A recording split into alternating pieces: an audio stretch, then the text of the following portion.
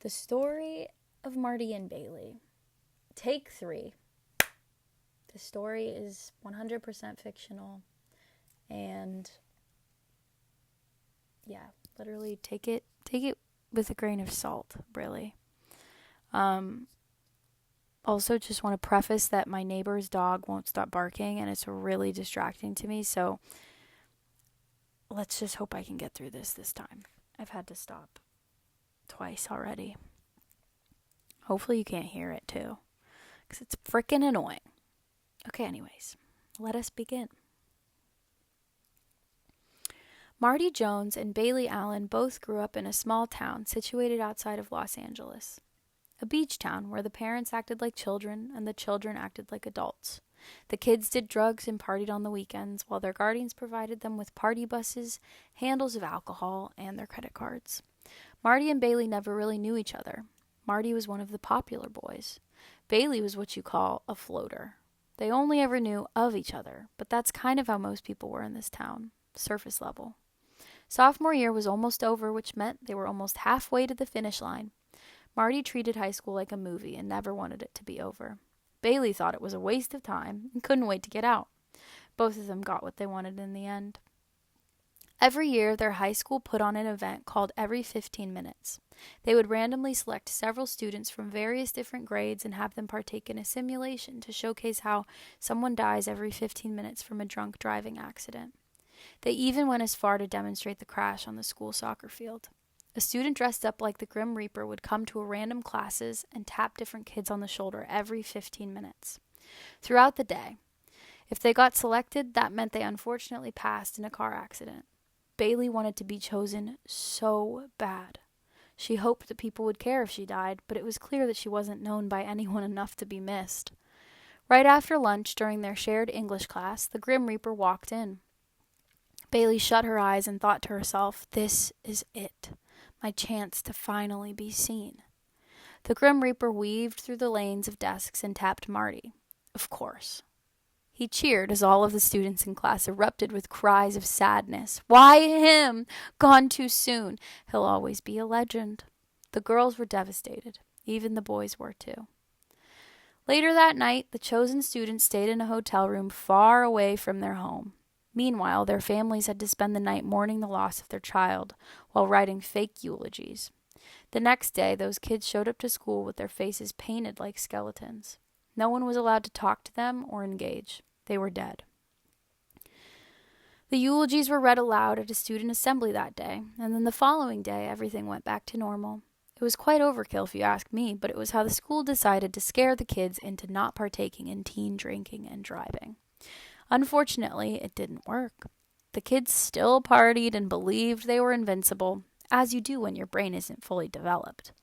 The following Friday during first period, Bailey heard trickling whispers of a party at some kid's mansion in the hill section.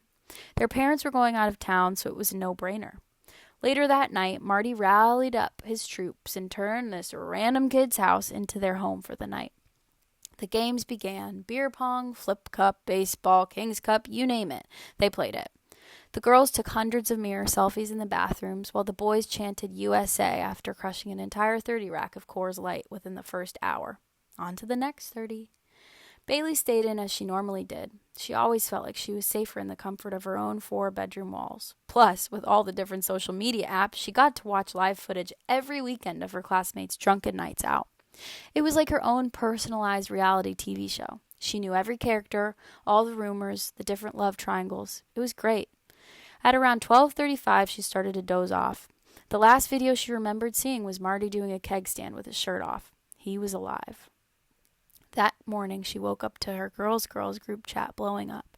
50 texts, 75 texts, 100 texts. Did you hear what happened to Marty? Apparently, the last everyone saw him, he was running down to the water to jump off the pier. Jesus Christ, he's so stupid.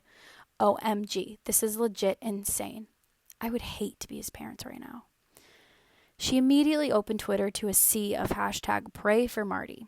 Everyone was posting about it, and so of course she posted the hashtag too, as if that was going to do something. That following Monday, they made the announcement over the intercom during first period. Marty was in a fatal accident alongside 2 other students. The principal monotonously stated that anybody severely affected by this information was granted the option to leave school and take the appropriate time off to grieve. Bailey went home. She felt like it would look weird if she stayed at school that day, like in some way it meant she didn't care about what happened. And the truth of the matter was, she was severely affected. She might have only been able to count the amount of conversations she had with Marty on one hand, but still, she couldn't believe it. 1 minute you're here, the next, poof, gone. Where did he go? The rest of the school year felt like a total wash. Everyone checked out, autopilot.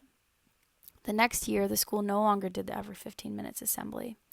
I think it was too soon. The parents didn't want their children to be triggered, so the faculty ensured them that they wouldn't dare broach the subject matter. Bailey couldn't wait to be done with high school. Everywhere she went, she felt like Marty was there watching. She never believed in spirits or ghosts or anything paranormal for that matter. She always said she was too much of a realist for any of that nonsense. Marty changed her. Isn't it funny how someone you barely know could have such a great impact on your life forever? She counted down the days till she could leave that haunted place. When senior year finally rolled around, it was decided that Marty would be crowned life of the party in the senior superlative section. He definitely was the life of the party. I mean, after all, his life was a movie. He loved high school and never wanted it to end. And the funny thing was, he got exactly what he wanted. He got to stay in high school forever. Bailey got exactly what she wanted too. She got the hell out of there. Minutes after they called out Bailey Allen's last name, during graduation, she was gone. She didn't even bother sticking around to toss her cap in the air. She always thought that tradition was stupid and didn't understand the reasoning behind it anyways. No one noticed her leave. It's as if she was never really there in the first place. You see, Bailey was always in a rush to finally let her life begin. The minute she walked off that campus, it did. As she drove off in a car full of the limited amount of possessions a 17-year-old could own, she thought back to one of the 5 interactions she had with Marty Jones. They were on a field trip freshman year. They got to go to the glamorous Long Beach Aquarium. It had something to do with their marine biology class, I guess. There were so many young kids there, running around the blue rooms filled with glee. They must be 3rd graders, Bailey guessed to herself. As she was walking in the back of the pack of students, she muttered under her breath, "God, I miss being a kid. Where'd all the good times go?" Without a second passing by, Marty tapped her on the shoulder and said, "What do you mean? They've only just begun." Then ran back to the front of the group where he belonged. "They've only just begun." She smiled for the first time in a long time. The sentence played in a loop in her brain while she rode off into the distance. They've only just begun. Well, there you have it.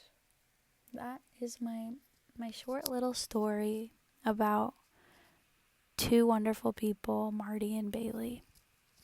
And I hope that you liked it.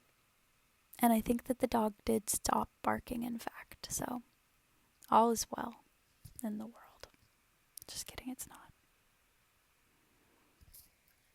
The story